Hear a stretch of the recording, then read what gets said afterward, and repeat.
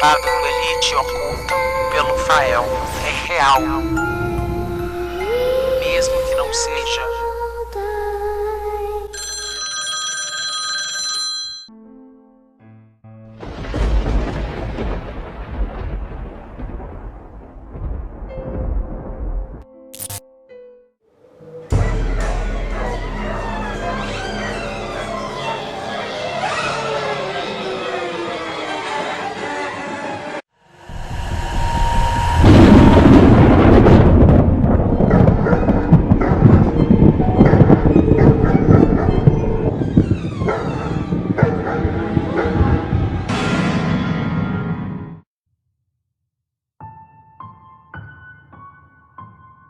Uma certa vez, eu e o meu primo Gabriel tomamos uma carreira das grandes de um lobisomem no interior, aqui perto da nossa cidade.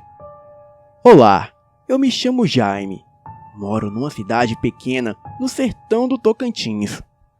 Aqui é comum que na Semana Santa toda a nossa família vá passar essa data nos sítios interiores. E são dias até muito bons para crianças.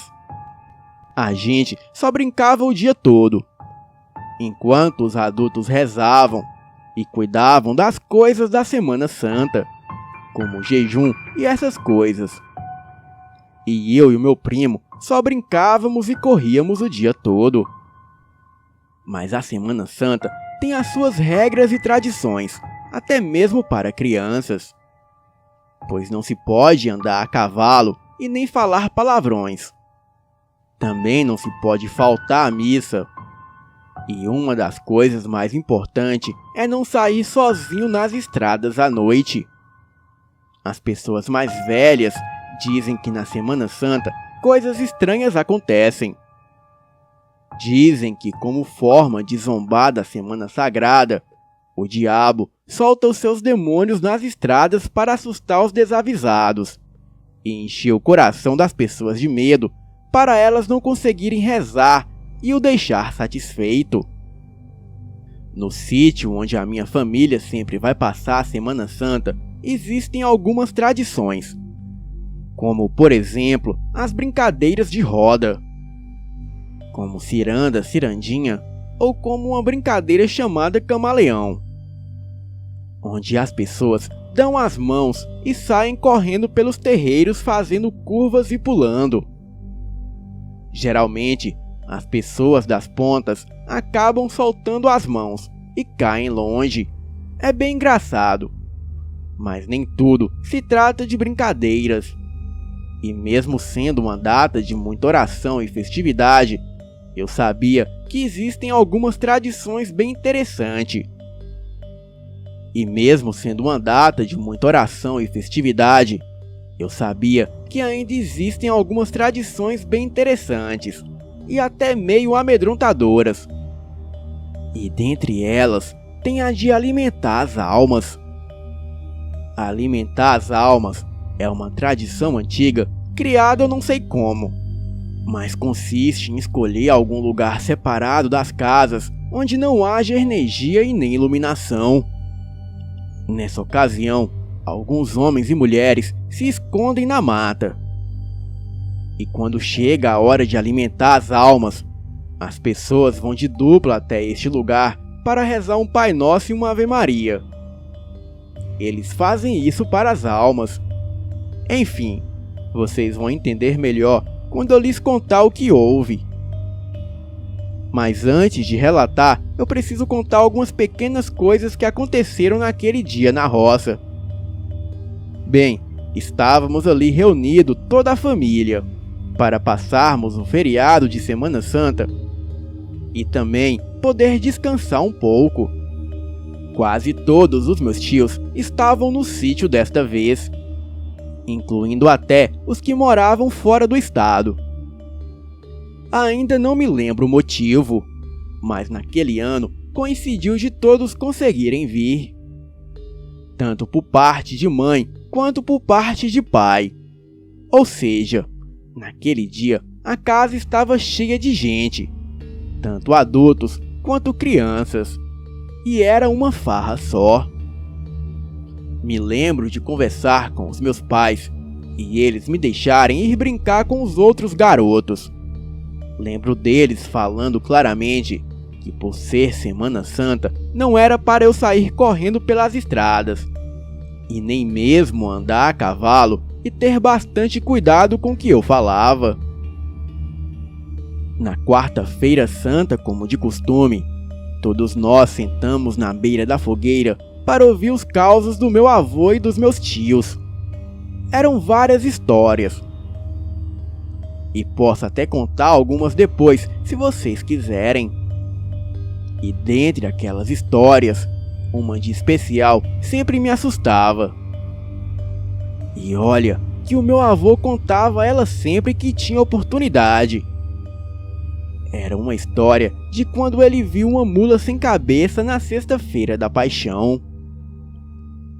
E o assustador mesmo era a forma como ele contava. Ele sempre apontava algum lugar bem próximo da gente para dar noção da distância. E dizia que ficou a um braço de distância dela. Ele colocava o braço na nossa direção para mostrar a distância. E a gente, imaginando tudo, acabava morrendo de medo. Ele dizia que numa tarde de sexta-feira da Paixão, ele estava em casa. E então deu vontade de tomar um suco de goiaba. Ele pegou o seu cavalo e foi até uma goiabeira que ficava na beira do rio que passava lá perto. E quando ele chegou na goiabeira, havia uma moça muito bonita dançando umas danças estranhas na beira da goiabeira. Ele disse que foi tão estranho que o cavalo se atiçou e voltou correndo com ele montado em cima. E só parou quando chegou na porteira de casa. Ele conta que naquela noite, quando ele ia alimentar as almas, ele estava na estrada indo para debaixo da mangueira, lugar onde o povo alimentava as almas. E foi quando uma luz muito forte vinha de dentro da mata. O meu avô contava que ele ficou parado olhando, até que saiu na estrada uma mula grande, e que no lugar da cabeça tinha umas tochas acesas, que pareciam tocha de acender fornalha. Ele conta que quando viu aquilo, ele se jogou no chão. E só conseguiu ouvir quando a mula passou perto dele e soltou uns gritos como se fosse de uma mulher chorando. E como se fosse pouco, a mula ainda pisou nas costas dele. O meu avô sempre contava essas histórias, e sempre no fim ele mostrava umas marcas nas costas dele, que pareciam marcas de ferraduras de cavalo. Ele conta que sentiu o ferro quente queimar as costas dele, e ouviu aquilo sair gritando na estrada adentro, e só se deu por si quando o povo estava carregando ele para casa. Ele foi carregado numa rede dessas penduradas num pedaço grande de bambu, e assim carregado por 2 homens. Bem, a noite toda foi dessas histórias e causos, e o Gabriel e eu estávamos morrendo de medo. Mas aquilo não nos impediu de dormir do lado de fora da casa, pois estava dividido assim: mulheres e crianças dentro da casa, e os homens numa palhoça improvisada para armar a rede do lado de fora. E o meu primo e eu, por não querer ser tratados como crianças, decidimos dormir do lado de fora da casa, com os mais velhos. E sinceramente, foi uma noite maravilhosa e muito confortável. O vento frio era equilibrado por uma fogueira acesa, que esquentava a gente. Alguns homens ainda conversavam, e aquilo até nos dava uma segurança. E neste clima, o Gabriel e eu estávamos com as redes uma do lado da outra, e já estávamos quase dormindo. E foi quando um dos nossos tios estava combinando de assustar as crianças na noite de alimentar as almas vestidos de bicho. Olhei de rabo de olho para o Gabriel, que riu de canto e piscou. E neste momento eu já sabia que íamos aprontar. Bem, ficamos o resto da semana planejando o que iríamos fazer. Pensei em levar uma baladeira, mas o Gabriel disse que era perigoso a gente acertar um dos nossos tios. Então, combinamos o seguinte: iríamos alimentar as almas, fingir nos assustar e depois só virar e rir da cara deles, pois era a única coisa que dava para fazer sem apanhar ou ficar de castigo. Bom, chegou a sexta-feira da paixão, e eu e o Gabriel estávamos brincando com os nossos outros primos de pega-pega. Os homens estavam jogando dominó e as mulheres fazendo almoço. E no meio da brincadeira, eu acabei batendo o pé e me machucando. E de uma forma automática, eu soltei um palavrão. Todas as crianças pararam e ficaram me olhando. Senti um frio correr o meu corpo e uma sensação estranha tomar conta de mim. As crianças não queriam mais brincar comigo. E até o Gabriel, meu primo, parou de brincar e me falou que não era certo xingar na Semana Santa. E muito menos na Sexta-feira Santa. Fiquei olhando todos se afastarem e fui para a pequena capela que tinha no quintal da minha avó. E lá eu rezei um Pai Nosso e uma Ave Maria. E pedi perdão a Deus. Mas mesmo assim, o clima para brincar havia acabado. A noite chegou depressa. Uma chuva fininha estava caindo, deixando a noite bem fria. E depois da missa da Sexta-feira Santa, as pessoas estavam indo de dupla em dupla rezar para alimentar as almas. O Gabriel, que depois do que eu tinha dito e tinha se afastado, nessa hora ele veio correndo para o meu lado piscando. Era o sinal que eu esperava. Bom, chegou a nossa vez. Fomos a um pé de manga que ficava ali perto, uns 100 metros das casas.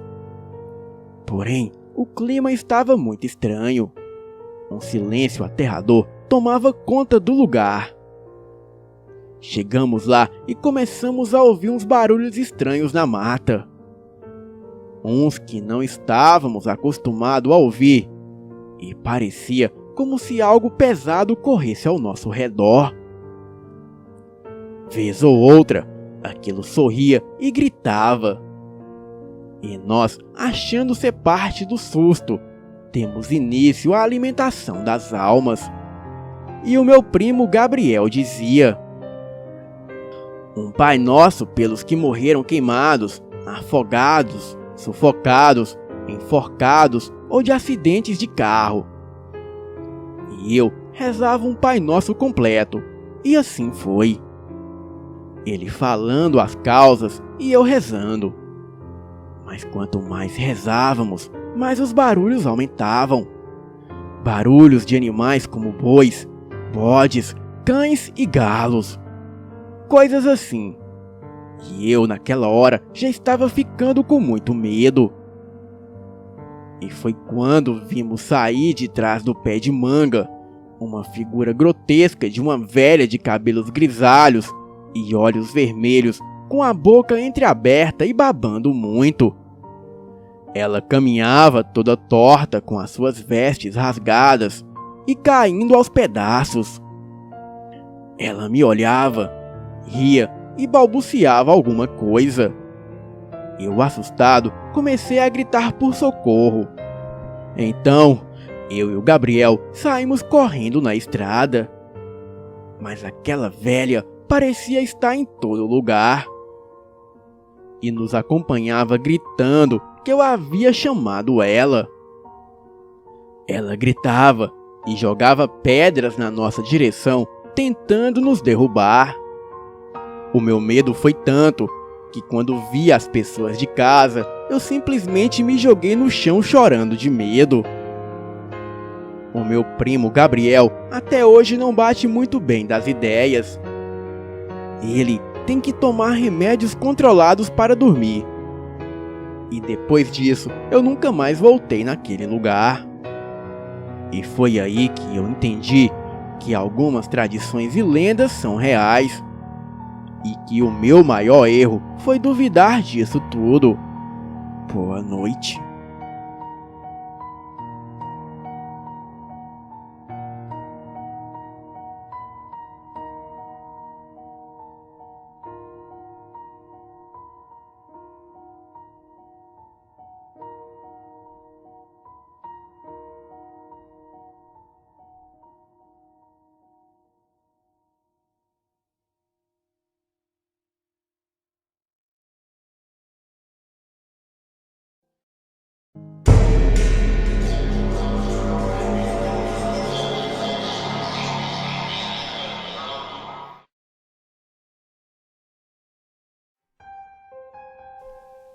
Olá, Rafael.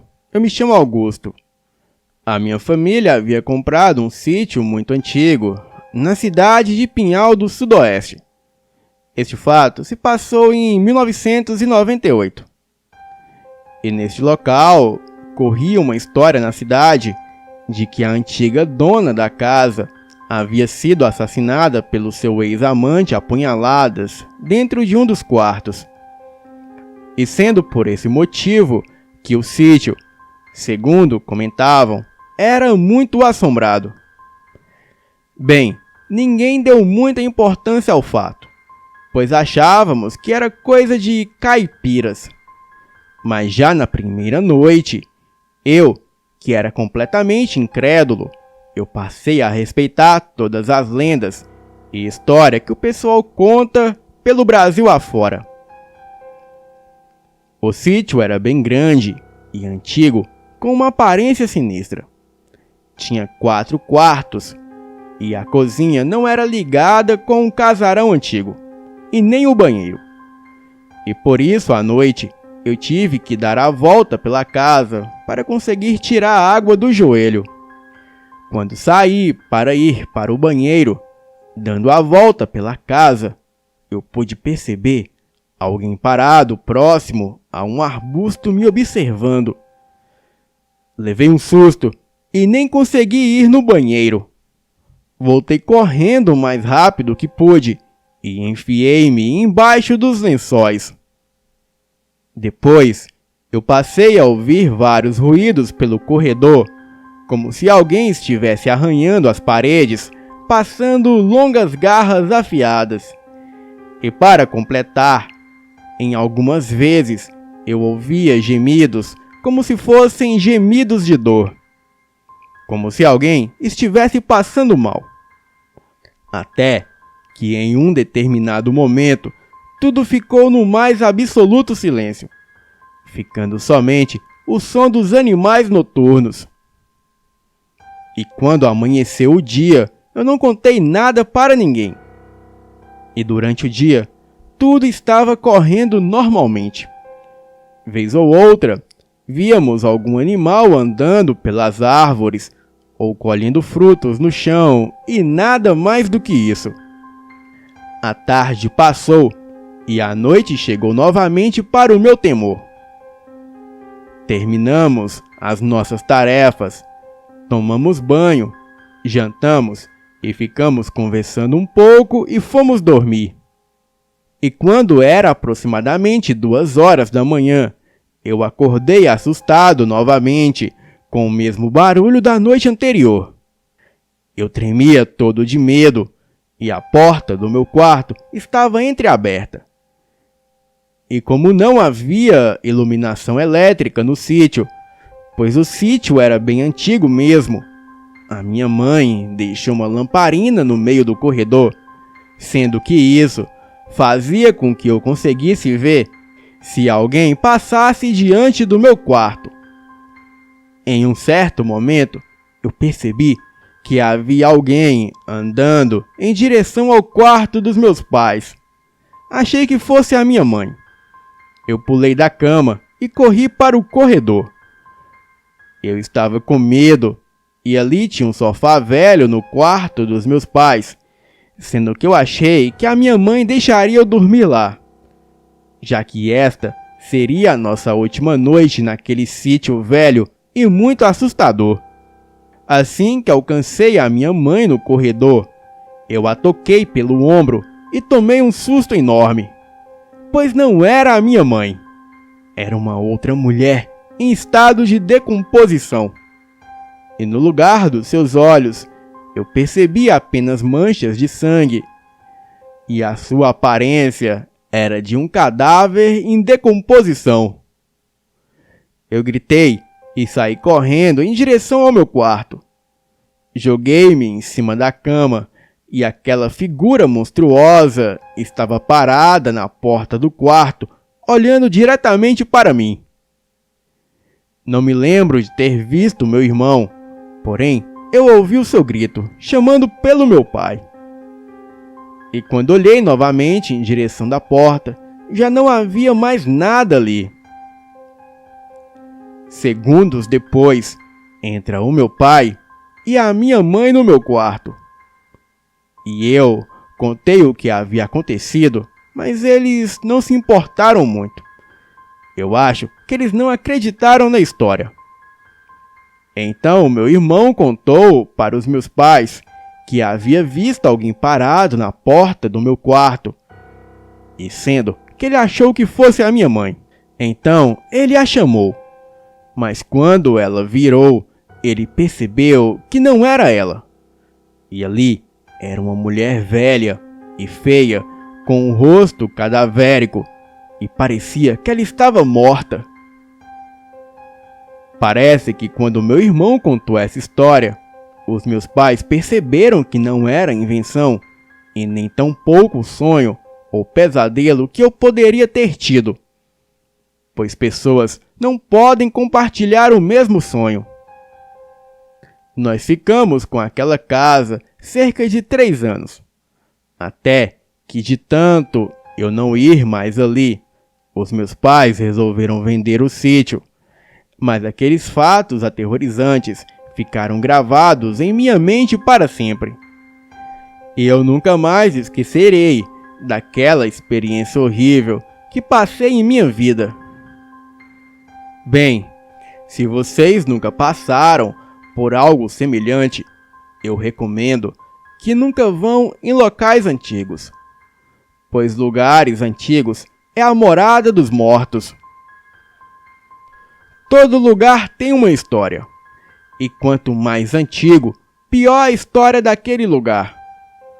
Agora, para quem já passou por algo semelhante, sabe que eu estou dizendo a verdade.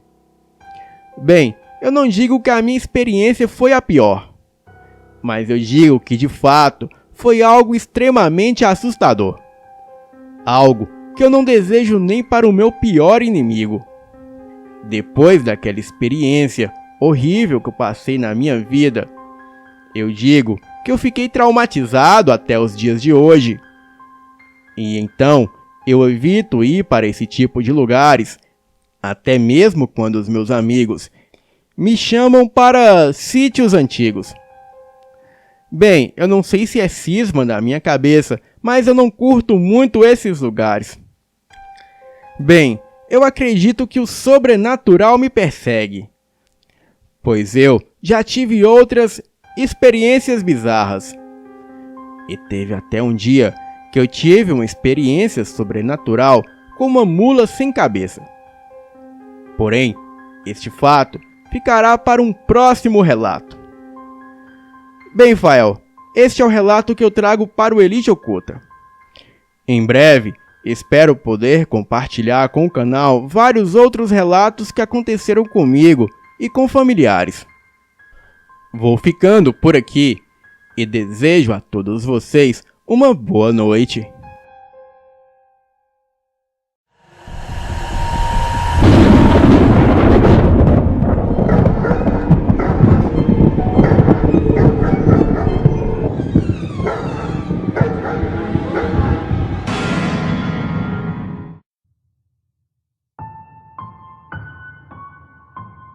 A minha avó me contou que ela tinha um parente distante, um moço de nome Ricardo, o qual era apaixonado por uma moça chamada Jaqueline. E essa Jaqueline também parecia corresponder a este sentimento. Mas acontece que ela pertencia a uma família rica e tradicional, enquanto o Ricardo era de uma família humilde e trabalhava na venda ajudando seu pai. Mesmo assim, a jovem Jaqueline se encontrava secretamente com ele, e então combinaram de fugir juntos. Ricardo, com muito sacrifício, conseguiu juntar um pouco de dinheiro e comprou um anel com uma pequena safira, bem simples, porém era para selar o noivado com a sua amada. Na noite marcada para a fuga, a Jaqueline não apareceu. O Ricardo esperou por muito tempo em vão. Angustiado, no outro dia, ele foi sorrateiramente até o palacete onde a moça morava.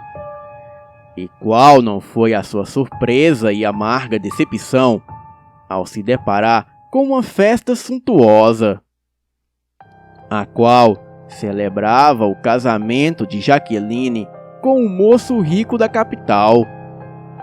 A moça zombara dele o tempo todo.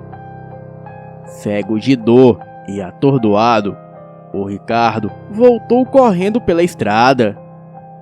Entrou em casa, pegou um revólver que era do seu pai, correu para o cemitério onde pretendia tirar a vida. Lá chegando, ele correu para os fundos e parou entre as árvores, e perto de uns jazigos enegrecidos pelo tempo. E quando ia disparar contra a própria cabeça, a lua cheia surgiu de trás das nuvens e iluminou um túmulo próximo, onde havia o retrato de uma jovem já amarelado pelo tempo. Ricardo ficou impressionado com a beleza daquele rosto e chegou mais perto. O nome dela era Ana Leopoldina e faleceu em 1878, aos 18 anos de idade. Sentado no túmulo, Ricardo começou a chorar copiosamente, mas não conseguia tirar os olhos daquele rosto. Um misto de consolo e atração o invadiu, e ele começou a se sentir melhor, fazendo com que jogasse longe o revólver com nojo da sua covardia. Então, lembrou-se do anel com a pequena safira dentro do seu bolso. Em seguida, ele colocou sobre o túmulo dizendo: "Fique com isso, seja minha noiva. Você deve merecer o que as outras não quis." E voltou para casa. E a partir daquela noite, Ricardo começou a sentir uma grande paz no coração e principiou um intenso relacionamento com a Ana Leopoldina. E todos os dias depois do trabalho, ele ia até o cemitério, limpava o túmulo e conversava com ela. E também levava flores frescas. O anel que ele deixara sobre o túmulo havia desaparecido. E Ricardo pensou que alguém naturalmente roubara. Certa noite, Ricardo acordou em seu quarto sentindo um leve perfume de rosas. Abriu os olhos e viu aos pés de sua cama o vulto delicado de uma jovem, com um vestido esvoaçante, cabelos sedosos, em meio à luz bem clara e suave. Então, ele logo reconheceu as feições.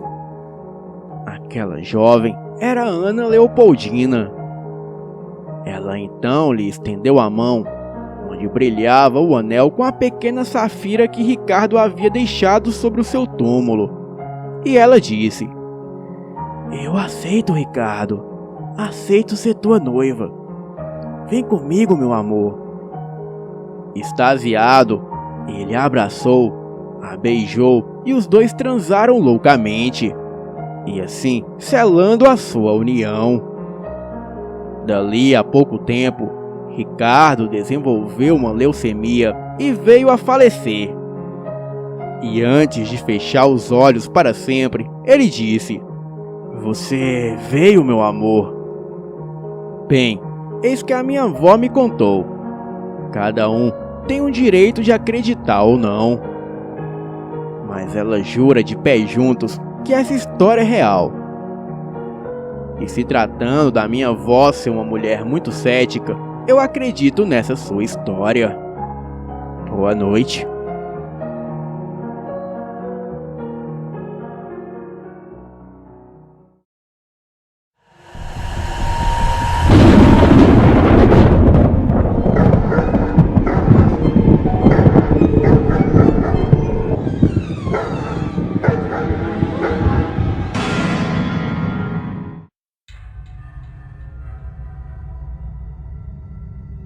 Bem, o que irei contar aqui realmente aconteceu comigo e alguns amigos numa resenha que fizemos entre a gente, no ano de 2017.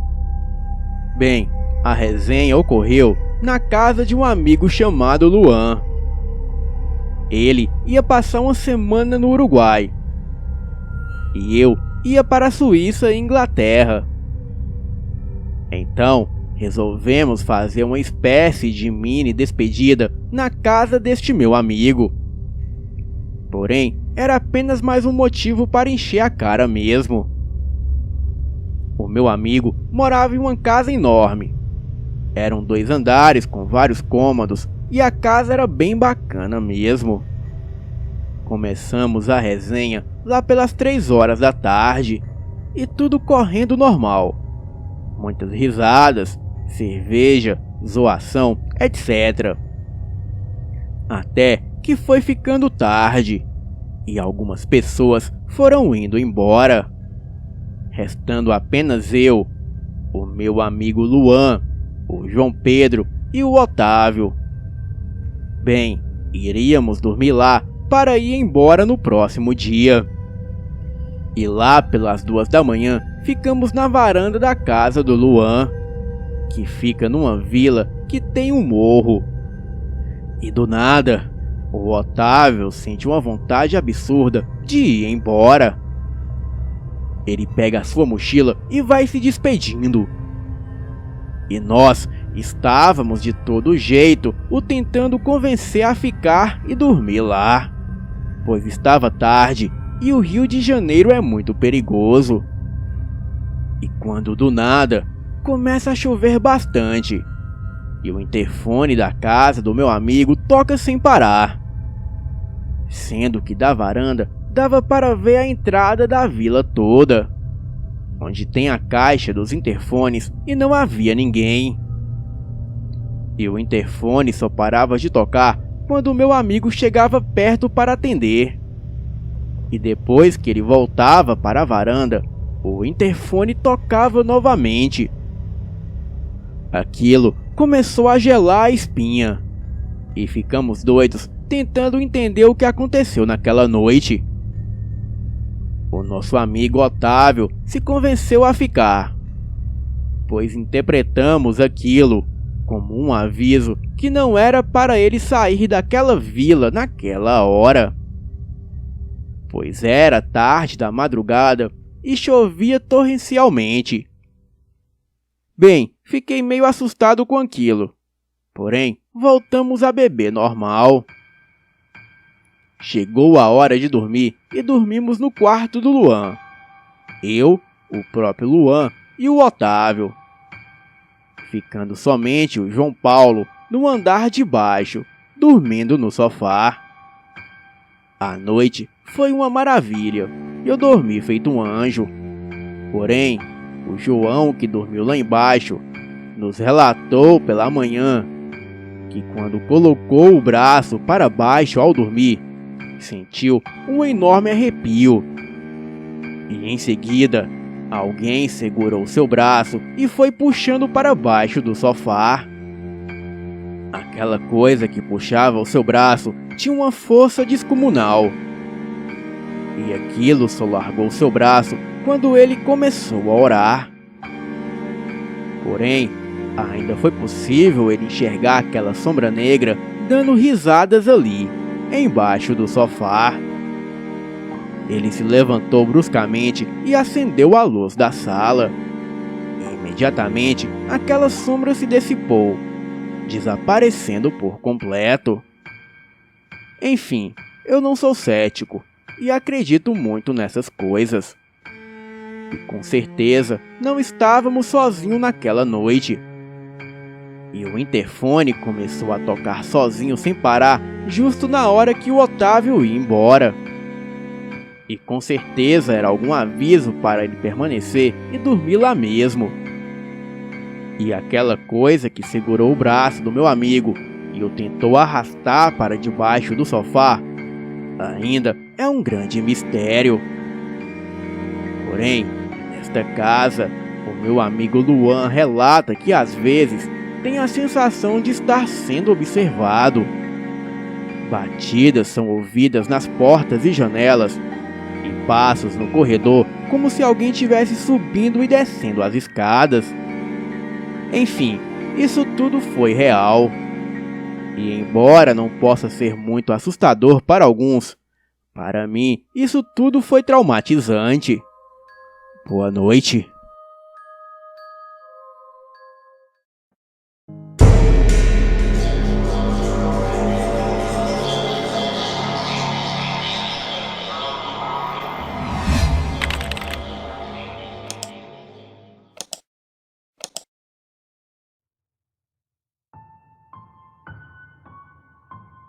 Olá para todos! Eu vou contar para vocês algo que aconteceu comigo e com meu namorado há uns 11 anos atrás. Talvez haja alguns céticos por aí que possam não acreditar no que aconteceu. Porém, eu estou aqui para falar o que aconteceu mesmo e que é tudo 100% verdade. E essa história pode não ser assustadora. Porém, é muito estranha e esquisita. O meu namorado e eu tínhamos acabado de arrumar um lugar para morarmos juntos.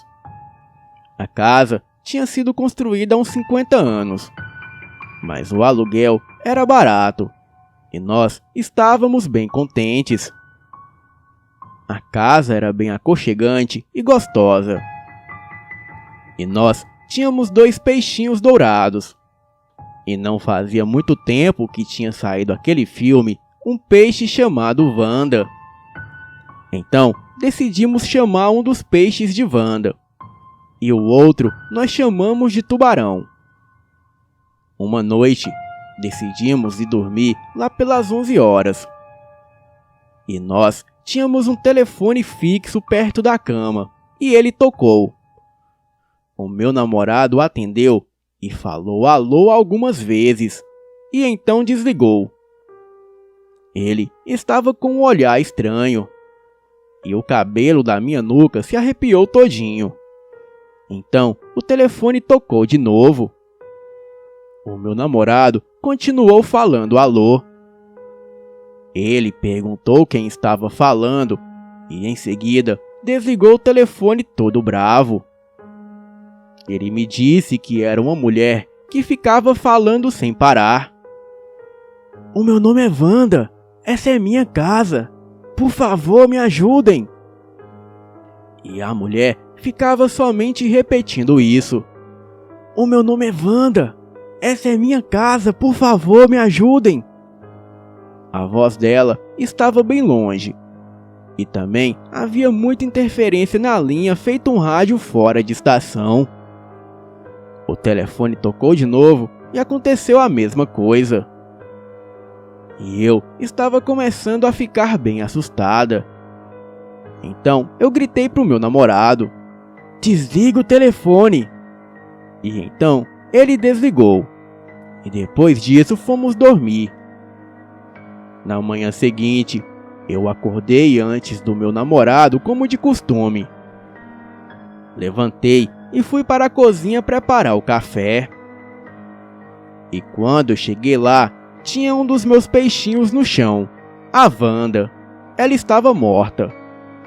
Eu chamei o meu namorado para ele ver. E quando ele viu, ficamos em choque. E então nos lembramos da ligação da noite anterior.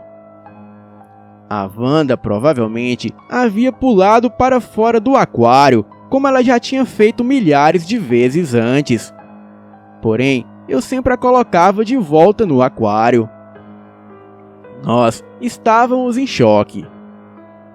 Enterramos ela e nos despedimos dela. E por mais incrível que essa história toda pareça, é totalmente real. Boa noite.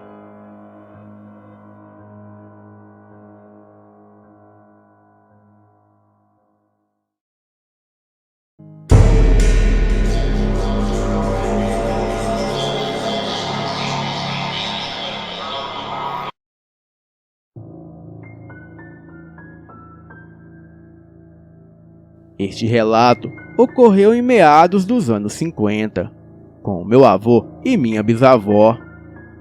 Eles moravam em uma cidadezinha do interior de Minas, em uma fazendinha para ser mais preciso.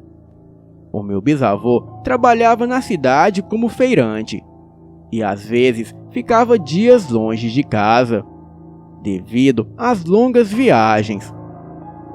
Acontece que quando meu avô era pequeno, com uns 3 anos de idade, ele era muito imperativo e a sua mãe não sabia mais o que fazer com ele. Então, ela, muito nervosa, xingava muito a criança e contava histórias de terror para assustar o garoto. E muitas das vezes, ela o amedrontava, dizendo que o Saci viria lhe pegar e o levar para a mata. Ele ficava com muito medo. E acontece que certo dia, a minha bisavó estava voltando com o meu avô da missa, e era de manhã. A estrada era de terra e pouco movimentada. A minha bisa logo notou que por ela passou um homem de pele bem escura, e o meu avô, criança com apenas 3 anos, dizia apavorado: "Olha, mãe, é o Saci." Ela ria porque parecia mesmo, e dizia para o filho que aquele não era o Saci. Então, a criança começou a chorar, e foi quando a minha bisa olhou para trás, na direção do homem, e foi aí que ela pôde ver que o homem estava parado na estrada a encarando. Ele tinha somente uma perna, e os seus olhos eram vermelhos como brasa, e os seus dentes eram longos e afiados. Ela pegou o meu avô nos braços e saiu correndo com ele para casa. O Saci a perseguia gritando, dizendo que queria a criança, que ela havia dado para ele. Aquilo foi um tanto assustador. Mas passado algum tempo, a minha bisa esqueceu desse fato e o meu avô continuava mais arteiro ainda. E a minha bisa sempre dizia que o Saci voltaria novamente para buscá-lo. Até que certo dia o meu avô adoeceu, e naquela época doença de criança era sempre quebranto. E para quem não sabe o que é quebranto, é um tipo de mal-olhado ou olho gordo. Enfim, a minha avó o levou a uma benzedeira.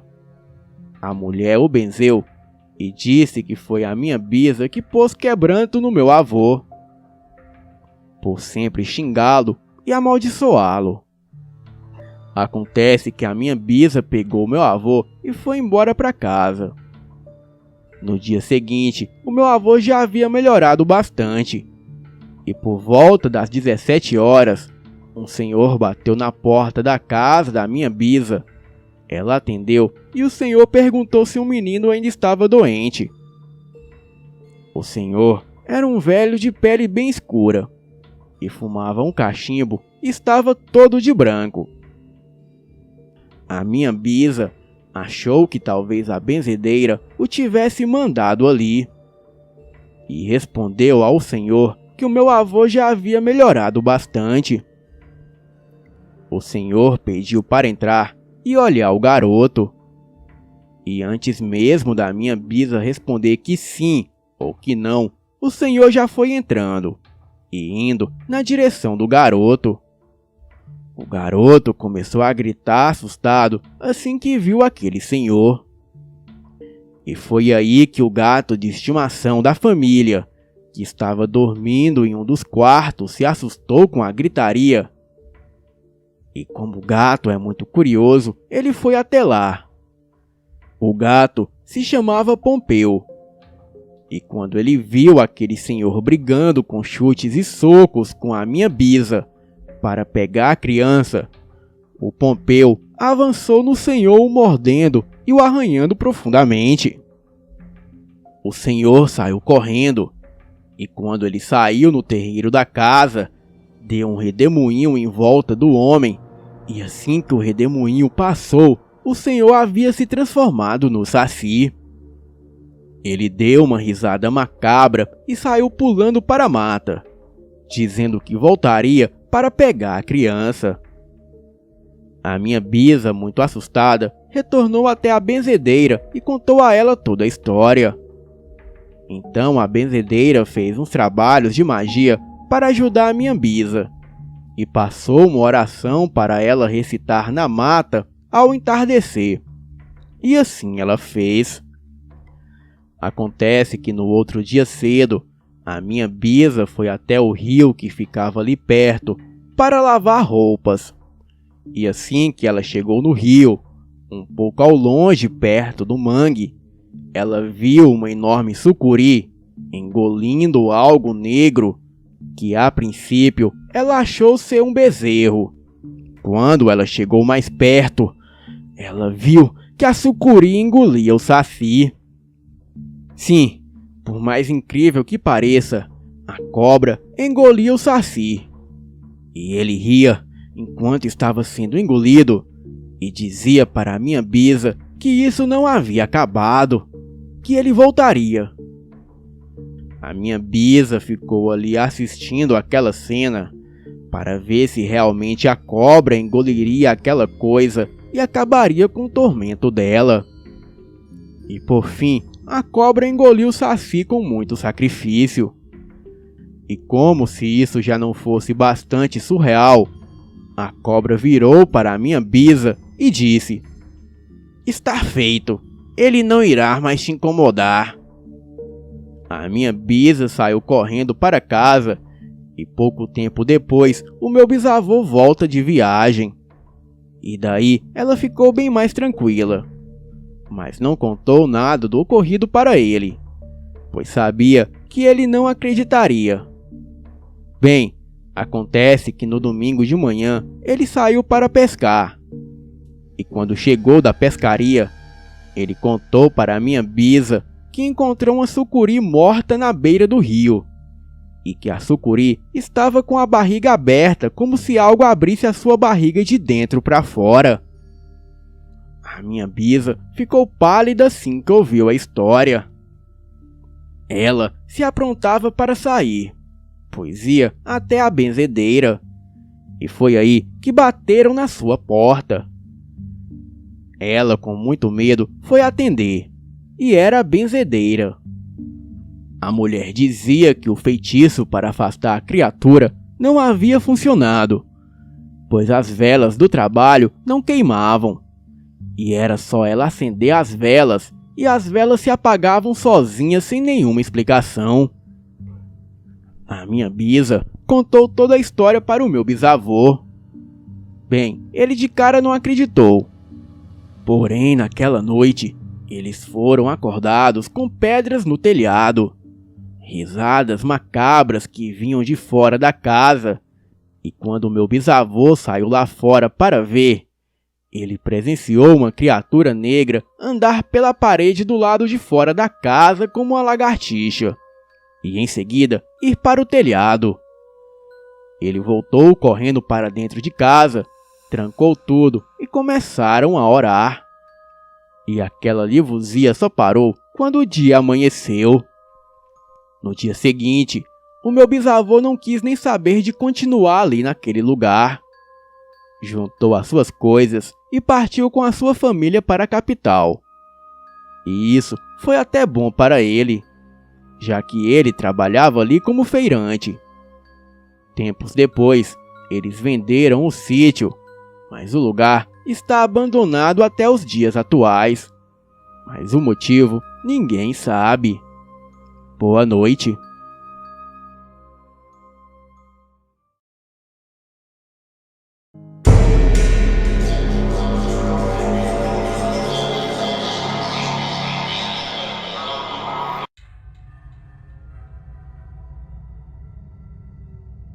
Na nossa família, são os gatos que nos adotam, não o contrário. Mas normalmente eles ficam menos de 1 ano. A mulata foi o único gato que escolheu ficar conosco permanentemente. Nós acreditamos que ela veio de um lar onde a maltratavam, porque sempre que alguém chegava perto dela, ela ficava meio assustada e defensiva, e demorava para ela confiar em alguém. Ela tinha uma pelagem muito linda, totalmente negra. As pessoas sempre falavam que ela era muito bonita. E quando nos mudamos de casa, nós ficamos com medo de que ela tentasse achar o caminho para a antiga casa e se perdesse tentando voltar para lá. Pois ela fica solta e sai e entra da casa quando ela quer. Porém, ela nunca fez isso. Alguns meses depois da minha mãe se mudar para a casa nova, nós descobrimos que a mulata tinha câncer no lado esquerdo da boca e na garganta. Nós não tínhamos ideia do quão sério era, mas já sabíamos que ela não estava bem. E quando a minha mãe chamou o veterinário para a casa dela, a mulata já estava tendo dificuldades para engolir a comida. E também estava com fortes dores. A minha mãe ligou para mim e para a minha irmã para vermos a possibilidade de sacrificar a mulata. Porém, ela não conseguiu falar com nenhuma de nós duas. Então, a minha mãe fez a difícil decisão de colocar ela para dormir, enquanto o veterinário ainda estava lá. O veterinário foi muito bom com ela, segundo a minha mãe, e fez tudo sem que ela sentisse dor nenhuma. A minha mãe ficou muito chateada por não ter tido uma chance de dizer adeus para a mulata. E nós três tivemos uma discussão muito séria por telefone depois. Bem, eu vi como a minha irmã se sentia, mas também vi como a minha mãe se sentia. E levaria meses para qualquer uma de nós ter a coragem de ir ao veterinário para sacrificar ela. Bem, eu estava triste, mas aliviada. A minha mãe, no entanto, chorava muito ao final da discussão, e no final já estava duvidando que tinha feito a coisa certa. Ela falou que não podia ficar mais no telefone. Eu fui até a cidade para visitar ela no final de semana seguinte. Ela me falou que na mesma noite que discutimos, ela sentiu seu colo quente enquanto estava sentada no sofá se sentindo culpada. E era o tipo de calor que irradiava de um gato. Ela olhou para baixo para ver o que era, e por alguns segundos ela pôde ver a mulata. Antes dela desaparecer e o calor também. A minha mãe falou que o seu lindo pelo negro estava brilhando com o reflexo da luz e que ela parecia feliz. Naquele momento, ela parou de se sentir culpada pela decisão que tomou, sabendo no seu coração que foi o melhor para a mulata. E desde que a mulata morreu, eu, ocasionalmente, ouço miados pela casa enquanto eu visito a minha mãe. E quando eu vou subir a escada, eu olho para o primeiro degrau, que era o lugar favorito da mulata para descansar, e tenho a impressão de que ela ainda está ali. Boa noite.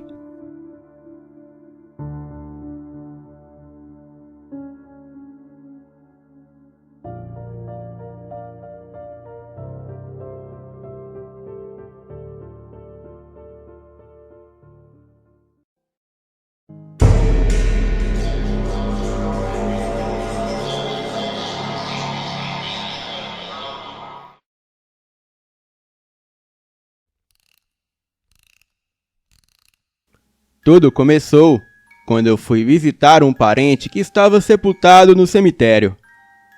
Fui ao cemitério e cheguei em frente ao túmulo, coloquei as minhas flores e rezei. Eu estava com muitas dificuldades de dinheiro, pois tinha que pagar os meus aluguéis e as minhas contas, as quais já tinham vencido há vários meses. A minha situação era realmente muito ruim. Então, naquele momento, eu observei que na minha frente tinha uma menina perto de um túmulo que me observava. E ela deveria ter uns 14 anos, mais ou menos. Fiquei meio sem jeito, pois ela olhava firmemente para mim.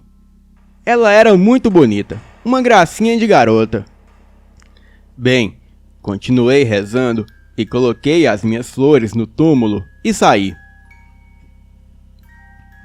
E quando eu virei as costas para ir embora, eu escuto uma voz linda de uma garota que me chamava. Oi, moço, por favor, vem aqui. Eu olhei e vi que era aquela menina que eu tinha inicialmente visto. Então, eu fui em sua direção e quando eu cheguei perto dela, ela soltava um cheiro muito gostoso de um perfume que eu nunca tinha sentido. Era um perfume muito gostoso mesmo. A menina então voltou a falar comigo. Você poderia me ajudar, por favor? E eu, claro que disse sim. Claro, filha. Eu posso saber o motivo? Então ela disse: olha, se você me ajudar, eu também te ajudo a resolver todos os seus problemas. Você me ajuda? Até hoje, eu fiquei sem entender aquilo, mas eu disse a ela que tudo bem, que poderia falar comigo, que eu faria o que ela quisesse. Então, ela me disse o seguinte: me ajuda a achar esse túmulo que está aberto? Neste momento, eu tomei um susto e perguntei a ela quem foi que teria aberto o túmulo. E a menina voltou a falar: alguém abriu para roubar. Por favor, me ajude a fechá-lo. Bem, então juntamente com ela fechamos o túmulo. Me deu um pouco de medo, mas eu fechei o túmulo.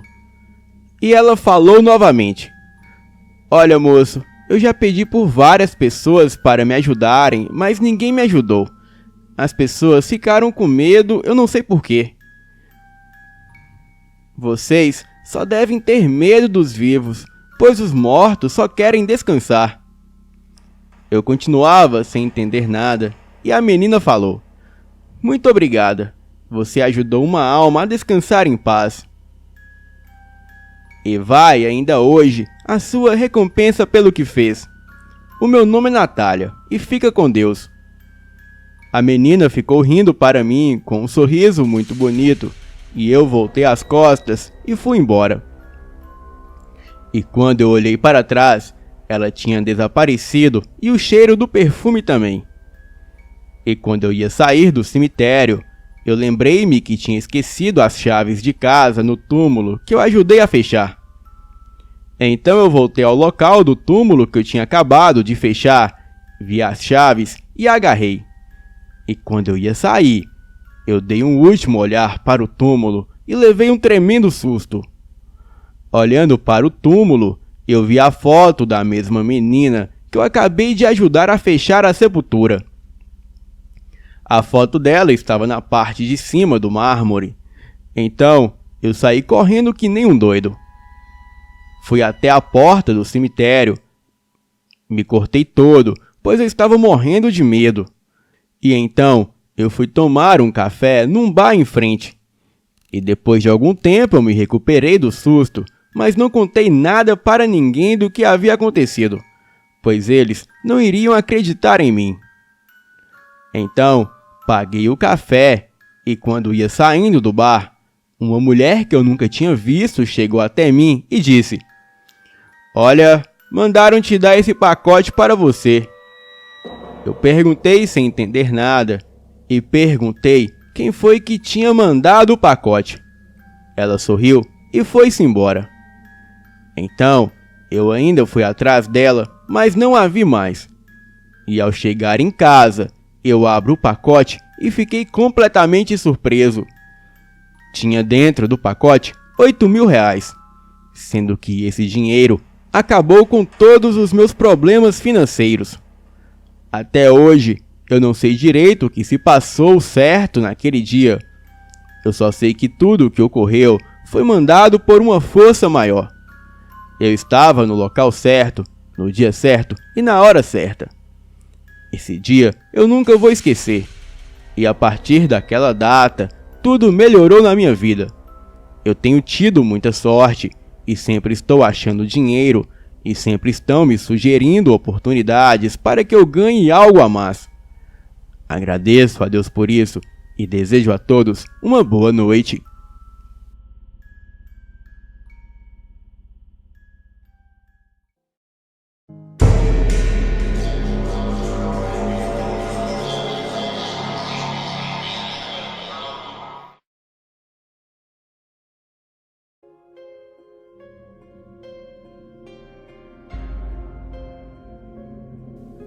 Este fato já aconteceu há algum tempo, quando eu ainda era pequena, mas eu nunca mais esqueci.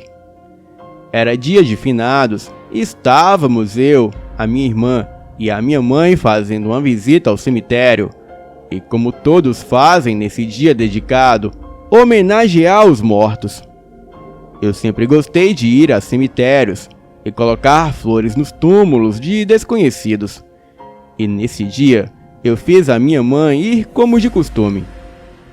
Aproveitamos para visitar o túmulo da minha tia, que ela havia falecido quando ainda era bebê. Colocamos as flores, visitamos alguns túmulos e íamos saindo do cemitério quando notamos que tinha uma velhinha vestida com roupas bem antigas, sentada em um túmulo. Eu notei as roupas bem antigas, mas no entanto, eu achei normal porque a minha bisavó vestia esse tipo de roupa também. Coisa de pessoas mais antigas. Ela estava sentada num túmulo pedindo moedas, e quando passamos por ela, a minha mãe resolveu dar uma moeda para a velhinha. Então nos viramos para dar a moeda, e cadê a velhinha? Ela havia desaparecido e o cemitério não estava muito cheio. Olhamos em volta e nada dela. Aí resolvemos olhar o túmulo. E qual não foi a nossa surpresa quando notamos que a foto do túmulo era da mesma velha que estava ali sentada pedindo moedas? Olhamos assustadas uma para a outra, mas resolvemos ir embora.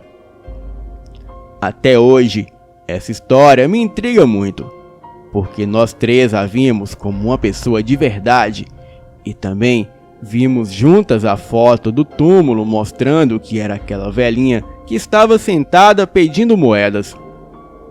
Agora, por que será que aquela velhinha, depois de morta, estava ali sentada pedindo moedas? Bem, acho que ela se tornou um espírito chamado impressão. Esses espíritos são de pessoas que morrem, mas ficam no mesmo lugar, repetindo os atos de quando ainda eram vivas. Boa noite.